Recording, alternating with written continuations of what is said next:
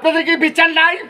আমি আপনাদেরকে একটা কথা বলতে চাই, সেটা হলো একবার খেয়াল করে দেখেন আমাদের কাছে এই যে এই ধরনের পণ্য বিক্রি করে তারা লক্ষ লক্ষ টাকা ইনকাম করে, এই টাকা দিয়ে বোমা বানিয়ে আমাদের মুসলমানের বুকের উপর আঘাত করেছে।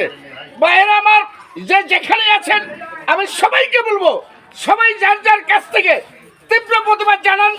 গাজাবাসীদেরকে যেভাবে ইসরায়েল আক্রমণ করেছে, আমরা তাদের কাছে যেতে না পারি, তাদেরকে আঘাত না করতে পারি, তাদের এই ধরনের পণ্য আজকে থেকে আমরা ব্যবহার করে ছেড়ে দেব।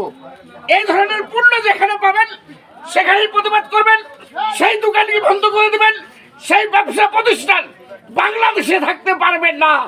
ভাইয়েরা আমার, আমি একটা কথা বলতে চাই, শুধু আপনাদেরকে যদি আমরা নিজেরা সতর্ক হয়ে যাই, ইসরায়েলের পণ্য বিক্রি না করি, তাহলে ইসরায়েলবাসী না খেয়ে দুঃখে মারা যাবে।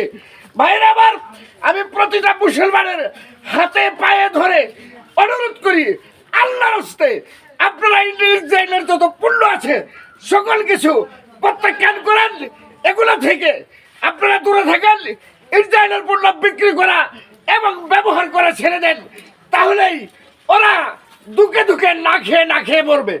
তো আমি আপনাদের কাছে একটা অনুরোধ করি, আল্লাহর হস্তে দয়া করে ইসরায়েলের কোনো পণ্য আপনারা ব্যবহার করবেন না।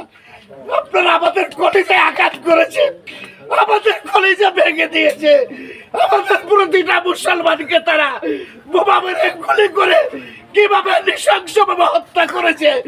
আমি সবার পায়ে ধরে অনুরোধ করি, আপনারা ইসরায়েলের কোনো পণ্য ব্যবহার করবেন না।